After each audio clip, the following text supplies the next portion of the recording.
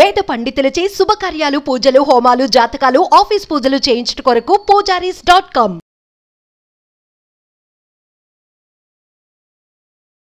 నమస్కారం, నేను మీ జాహ్నవి. మనతో ఉన్నారు ప్రముఖ జ్యోతిష్య వాస్తు పండితులు, ప్రముఖ ఆధ్యాత్మికవేత్త, అగ్ని ఉపాసకులు, వేద స్మార్త జ్యోతిష్య ఆగమ ధర్మశాస్త్ర ప్రతిష్టాంత పండితవర్యులు బ్రహ్మశ్రీ అన్నవరపు తిరుపతి మూర్తి అవధాని గురువు గారు. శ్రీకృష్ణ జన్మాష్టమి, మరి దీనికి సంబంధించి ఆ రోజు మనందరం కూడా ఆచరించవలసిన పరిహారాల గురించి, విధి విధానాల గురించి పూర్తి వివరణ గురువు గారి మాటలు అడిగి తెలుసుకుందాం. నమస్కారం గురుగారు. ఓం శ్రీ మహాగణాధిపతయే నమః. గురుగారు, శ్రీకృష్ణ జన్మాష్టమి ఈ సోమవారం చాలా అద్భుతమైన రోజు. అయితే ద్వాపర యుగంలో శ్రీకృష్ణ భగవానుడు జన్మించారు. తర్వాత భగవద్గీత ద్వారా మనందరికీ ఎంతో మంచి ఉపదేశాన్ని అందించారు. అసలు శ్రీకృష్ణ జననం వెనకున్న అసలు ఆంతర్యం ఏంటి? ముఖ్యంగా ఇప్పుడు వచ్చే ఈ శ్రీకృష్ణ జన్మాష్టమి నాడు మనందరం కూడా ఆచరించవలసిన విధి విధానాలు ఏమిటంటారు? వసుదేవసుతం దేవం కంసచానూరమర్దనం దేవకీ పరమానందం కృష్ణం వందే జగద్గురుం.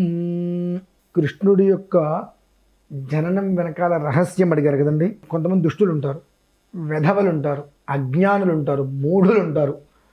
వాళ్ళు కూడా భగవంతుణ్ణి ఏదో ఒక రూపంలో తలుచుకుంటూ ముక్తి పొందాలి అని. ఏమంటే కాలంలో అనేక మంది అన్నం కాకుండా అశుద్ధాలు తినేటువంటి వాళ్ళు కొంతమంది ఉన్నారు. వారు కృష్ణుడు 16,000 మంది గోపికలతో ఉన్నాడు అని నానా రకాలుగా విషయ పరిజ్ఞానం లేని వాళ్ళందరూ ఇష్టం వచ్చినట్టు మాట్లాడుతుంటా. అటువంటి వాళ్ళందరూ కూడా నన్ను తిట్టుకున్నా సరే నా పేరు ఎత్తి వాళ్ళు మోక్షం పొందాలని చెప్పి శ్రీకృష్ణుడు ఈ జన్మ ఎత్తారు. అట్లా శ్రీకృష్ణ మనకు రహస్యంగా ఒక మనం చెప్పుకోవచ్చు. తిట్టుకున్నా పర్వాలేదు, నన్ను తలుచుకున్నారు వాళ్ళు పుణ్యజీవులు అవ్వాలి అని. ఆయన భగవంతుడు అండి, కరుణ అంతా ఇంత ఉండదు. అంటే అమ్మా, రామావతారంలో వానరులందరూ రాముడి వారికి సేవ చేశారు. ఆ సమయంలో రాముడు ఆంజనేయ స్వామి కావలించుకున్నారు. ఆ కావలించుకోవాలనే కోరికని వానరులందరూ కూడా కోరుకున్నారు. అంతమంది ఆయన ఎక్కడ కావలించుకుంటారు? అప్పుడు సమయం లేదు, చివరికి వచ్చేసింది. ఆయన ఏమన్నారంటే, వచ్చే జన్మలో నేను కృష్ణావతారం ఎత్తుతాను, మీరందరూ గోపికలుగా వస్తారు, అప్పుడు నా ప్రేమను అందరూ పొందుతారు అని చెప్పి వరం ఇచ్చారు. ఆ వర ప్రభావం ఆయన కృష్ణుడిగా ఎత్తడం, 16,000 మంది గోపికలు, అష్టభార్యలు అని చెప్పి అస్కలిత బ్రహ్మచరమ్మ ఆయన. అందుకని నెమలి పెంచముంటుంది. ప్రకృతిలో సంయోగం సంభోగం అనేటువంటిది లేని జీవి నెమలి మాత్రమే. అందుకనే పవిత్రమైనటువంటిది కనుక ఆ నెమలి పింఛాన్ని శ్రీకృష్ణుడు ఇక్కడ పెట్టుకుని ఉంటారు చక్కగా. జగద్గురువులో మొట్టమొదటివాడు. జగత పితరౌ వందే పార్వతీ పరమేశ్వరు అని చెప్పి మనం ఇట్లా అనుకుంటాం వాగర్ధ సంపృక్తం. కానీ జగద్గురువులుగా పార్వతీ జగత్ మొత్తానికి తల్లిదండ్రులుగా మనం పార్వతీ పరమేశ్వరులు ఎట్లా అయితే అనుకుంటామో, జగద్గురువుల్లో మొట్టమొదటి వాడు శ్రీకృష్ణ పరమాత్మ. అందుకనే భీష్మ పితామహులు చనిపోయే సమయంలో ధర్మరాజు వాళ్ళందరినీ పిలిచి, తాత నీ తర్వాత ధర్మాన్ని బోధించే వాళ్ళు ఎవరూ లేరు చెప్పు అనగానే, జగద్గురువువి నువ్వు ఉండగా నీ ముందు నేను చెప్పగలనా అని చెప్పి భీష్ముల వారు అన్నప్పుడు, జగద్గురువు అన్నమాట సత్యమే, కానీ నాకు గ్రంథజ్ఞానం ఉంది, నీకా గ్రంథజ్ఞానంతో పాటు 150 సంవత్సరాలు లోకజ్ఞానం ఉంది కదా, 2 రంగులంచి పిల్లలకి చెప్పవయ్యా అని అంటారు. అంతటి మహామేధావి, సామాన్యుడు కదమ్మా. కృష్ణం వందే జగద్గురుం. కృష్ణ అనగానే కష్టాలని హరించి వేస్తాడు ఆయన. కృష్ణ అని పిలిస్తే కష్టాలని హరించేస్తాడు. మనందరికీ ఏంటంటే నల్లవాడే అనే పాట విన్న తర్వాత మనం అలానే సరదాగా ఆడుకుంటూ ఉంటాం. కృష్ణ అంటే కష్టాలని వెంటనే హరించి వేస్తాడు ఆయన.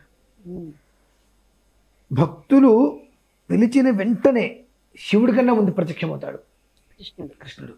కానీ ఆయన లీలలు మనం తట్టుకోవడం అనేటువంటిది సామాన్యమైనది కదా. ఆటలాడిస్తాడు, నానా అగచాట్లు పెడతాడు ఆయన. చిలిపి అల్లరి. అందుకని ఆయనకి చిన్న కృష్ణుడు, చిలిపి కృష్ణుడు, అల్లరి కృష్ణుడు, అగడాల కృష్ణుడు అనేక రకాలుగా పేర్లు. అంటే ఏంటంటే ఆయన్ని మనం భగవంతుడిగా చూసాం. ఆయన ఏంటంటే మీరు నేను ఒకటిగా అనుకోండి అంటాడు. దేవుడు అని పేరు పెట్టి ఆయన మనం దూరం చేసుకున్నాం. కానీ ఆయన ఏమంటాడంటే నేను మీలో ఒకరిని, నాలో మీరు ఒకరు అన్నట్టుగా ఆయన భావన ఉంటుంది ఎప్పుడు కూడా. కృష్ణాష్టమి చక్కగా వసుదేవసుతం దేవం కంసచానూరమర్దనం దేవకీ పరమానందం కృష్ణం వందే జగద్గురుం అనుకుంటూ చక్కగా ఇంటి నిండా కూడా పచ్చకర్పూరంతో ధూపం వేసుకొని చక్కగా ఆ నిప్పుల మీద పచ్చకర్పూరం వేస్తే ఇల్లు మొత్తం ధూపం వచ్చేస్తుంది. చక్కగా కృష్ణుళ్ళు అలంకరించుకొని గీతా పారాయణ చేసి అటుకులు నివేదన పెట్టి నలుగురికి ఎవరికైనా వస్త్రములు ధరించడానికి అవకాశము లేక ఇబ్బంది పడే వాళ్ళు ఉంటుంటారు, సరైన వస్త్రం కూడా బయట. అటువంటి వాళ్ళకి నలుగురికి వస్త్రం ఇచ్చి, బయట తినటానికి కూడా యోగ్యత లేక ముష్టి వాళ్ళు ఉంటుంటారు కదండి, అటువంటి వాళ్ళకు నలుగురికి భోజనం పెట్టమనండి. అన్నదానానికి వెళ్తాను, అన్నదానానికి ఉంటే అందులో నేను 100 రూపాయలు కడతాను అంటే అది కరెక్ట్ కాదు. 100 మంది కడుతూ ఉంటారు, ఆ తిండి దొరకని వాళ్ళు ఉంటారు. ఈ మాట నేను ఎందుకు చెప్తానంటే అమ్మా, నాకు నేను ఒకటి చదివా తప్పుడు అని చెప్పా. ఒక పెద్ద మహానటుడు, నటుడు అంటేనే నటించేటువంటి వ్యక్తి, వాళ్ళే హీరో కాదు, నటుడు. నేను హిందూగానే పుట్టాను, రోజు దేవాలయానికి వెళ్ళేవాడిని, దేవాలయం బయట ముష్టెత్తుకునే వాళ్ళకి భగవంతుడు మంచి యోగ్యతను ఇవ్వలేదు కాబట్టి నాకు ఈ యొక్క హిందూ ధర్మం మీద నాకు పోయి నేను మొత్తం మారానని చెప్పుకున్నాడు. నీలాంటి వాడికి అవకాశం ఇచ్చి గుడికి లోపలికి పిలిపించుకుంటున్నాడు అంటే గుడి బయట ఉన్న వాళ్ళని నీ కంటికి చూపించడం కోసమే. ఒక మనిషికి నీ కడుపు నిండా అన్నం పెట్టి నీకు ₹1 ఇస్తే నువ్వు నీ కడుపు నిండింది కాబట్టి వాళ్ళందరికీ నువ్వు అన్నం పెడతావని చెప్పి నీకు ₹1 ఇస్తే ఆ రూపాయిని నువ్వు వెనక్కి దాచుకొని వాళ్ళకి నువ్వు పెట్టలేపి నిందిస్తున్నావు మళ్ళీ దేవుణ్ణి. నేను అలా గుడి దగ్గర అడుక్కునేటువంటి వాళ్ళు ఉంటారు, వారికి ఒక 4గురికో 5గురికో భోజనం పెట్టమండి కడుపు నిండా, వాళ్ళకి బట్టించి భోజనం పెట్టేసేసి నమస్కారం చేసుకోమండి. దీనివల్ల ఏమవుతుంది అంటే ఆ మాధవుడు, ఎవరు మాధవుడు, కృష్ణ భగవాన్ జగన్నాటక సూత్రధారి, ఆ మాధవుడు మిమ్మల్ని వెతుక్కుంటూ వస్తాడమ్మా. ఎంతటి వాడంటే కౌరవ పాండవ యుద్ధం ముగిసిన తర్వాత గాంధారీదేవి పిలుస్తుంది అందరిని లోపలికి. పిలిచినప్పుడు కృష్ణుడు ఏదో చెప్పబోతుంటే ఆగో కృష్ణ అనగానే నోరు మూసుకుంటాడు కృష్ణుడు.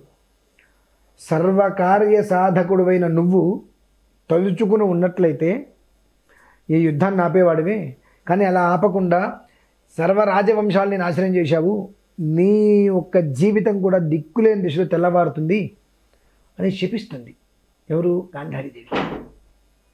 దానికి శ్రీకృష్ణ పరమాత్మ, అత్త పుత్రశోకంతో అనవసరమైన పరుషనిందకి దిగజారని గాంధారిని నీకు ఎక్కడ చెడ్డ పేరు వస్తుందో నేను ఇప్పుడు బాధపడుతున్నాను అత్త అంటాడు. అంత తిట్టిన ఆయన్ని, అంతటి మహాబ్రహ్మజ్ఞాని శ్రీకృష్ణ పరమాత్మ.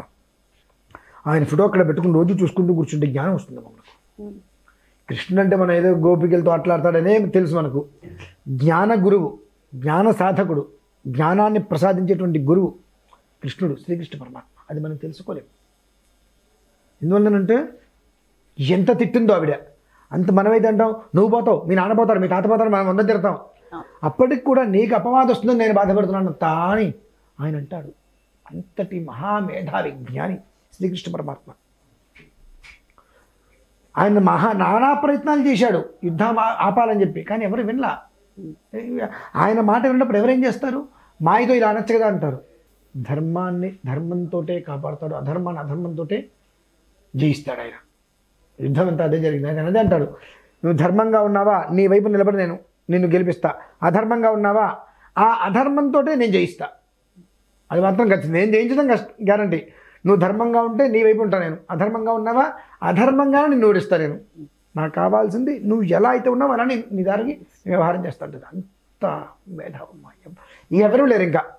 అంతటి ఆలోచన గల వ్యక్తి, అంతటి మహానుభావుడు శ్రీకృష్ణ పరమాత్మ. అతనిదే కాబట్టి వచ్చేటువంటిది కృష్ణాష్టమి. ఇక వసుదేవసుతం దేవం కంసచానూరమర్దనం దేవకీ పరమానందం కృష్ణ ముందే జగద్గురుం చెప్పి చక్కగా ఆయన అంగాంగ సుందరంగా వైభవంగా చక్కగా పారాయణ పెట్టు బొమ్మకి చక్కగా అలంకారం చేసుకొని గీతా పారాయణ చేసుకొని ఆయన తటుకులు వెన్నపోసే స్వామివారికి నివేదన పెట్టేసి ఒక 4 ముష్టి వాళ్ళకి చక్కగా కృష్ణుడు రూపంగా తలిచి కథామోహం ఇలా పెట్టకుండా 4 దగ్గర తీసుకెళ్ళి చక్కగా అన్నం నేను పొట్లం పెట్టేస్తానని పెట్టకుండా వాళ్ళల్లో భగవంతుని చూసుకో. నువ్వు హోటల్కి వెళ్ళి నేను హోటల్కి 4 తీసుకొచ్చి పెడతాను, అన్నదానం డబ్బులు కడతా అంటే ఉపయోగం లేదు. అన్నం దొరకని వాళ్ళు ఉంటారు, అక్కడికి వెళ్ళి ఆ 4 గుళ్ళ దగ్గరికి వెళ్ళి ఆ 4కి ఇంట్లోంచి అన్నమును పప్పు కూర తీసుకెళ్ళి చక్కగా విస్తరాకేసి వాళ్ళకి వడ్డించు. నీకు ఇంకా పుణ్యం రావాలంటావా వాళ్ళ తిన్న విస్తర తీసి పక్కన పడే, తిన్న విస్తర తీసి పక్కన పెట్టి దేవుడిగా భావించు. గుడి ముందున్నారు కదా, గుడిలోకి మనం దేనికి వెళ్తున్నాం? దేవుణ్ణి అడుక్కోవడానికి. మనం బెచ్చగాలమే, మనం ఆ విషయం మర్చిపోతున్నాం. దేవుణ్ణి అడుక్కోవడం కోసం మనం వెళ్తున్నాం. దేవుణ్ణి అడుక్కోవడం కోసం మనం వెళ్తున్నాం. దేవుని మనం లోపల అడుక్కుంటాం. ఆ దేవుడి దగ్గర నుంచి బయటికి రాగానే వీళ్ళు బయట అడుక్కుంటున్నారు. అంటే దేవుడి దగ్గరికి వెళ్ళి నువ్వు పూజ చేసుకున్నావు, పురస్కారాలు చేసుకున్నావు, చేసేవు, ఆ పావులను అర్ధరూపాయి మాగిస్తే నీకు ఆ పుణ్యం వస్తుంది, ఆ పాపం మొత్తం పోతుందని చెప్పి వాళ్ళు అయ్యా బాబుని అడుక్కుంటున్నారు. కాబట్టి మనం అడుక్కునే వాళ్ళమే, ఆ విషయం మనం మర్చిపోతాం కదా. ఆ బయట ఉన్న వాళ్ళలో భగవంతుడికి చూసుకొని చక్కగా వాళ్ళకి 4 విస్తరాకులు వేసి అన్నం పెట్టి, నీకు అంత భక్తి ఉంది ఆ విస్తరాకులు కూడా తీసి పక్కన పెడిన తర్వాత, లేదు అన్నం పెట్టి పక్కకి రా, మనిషిని కూడా ఇచ్చి ఖచ్చితంగా భగవంతుడు నేను వెతుకుంటూ వస్తారమ్మా, సందేహమే లేదు అందులో. చక్కగా వివరించారు. ఎంతో చక్కటి విషయ పరిజ్ఞానాన్ని కూడా అందించారు. థ్యాంక్ యూ సో మచ్ గురుగారు. నమస్కారం. శ్రీకృష్ణ జన్మాష్టమి, శ్రీకృష్ణాష్టమి మరి ఆగస్టు 26వ తారీఖున. సో ఖచ్చితంగా మరి చక్కటి పరిహారాలు, మన జీవితాన్ని అద్భుతంగా మార్చేటటువంటి అద్భుతమైన పరిహారాలు గురుగారు వివరించారు కదా. ఇవన్నీ చేసి అందరూ బాగుండాలని మనస్ఫూర్తిగా కోరుకుంటూ మరో ప్రత్యేకమైన కార్యక్రమంతో మళ్ళీ మీ ముందుకు వచ్చేస్తాను. మరి అలాగే మీ యొక్క జాతకానికి సంబంధించి కానీ, లేదంటే మీ ఇంటి వ్యాపార వాస్తుకు సంబంధించి కానీ గురువు గారిని సంప్రదించాలి, అపాయింట్మెంట్ కావాలి అనుకుంటే క్రింద డిస్ప్లే అవుతున్నటువంటి నెంబర్స్ కి కాల్ చేసి అపాయింట్మెంట్ తీసుకోగలరు. నమస్తే.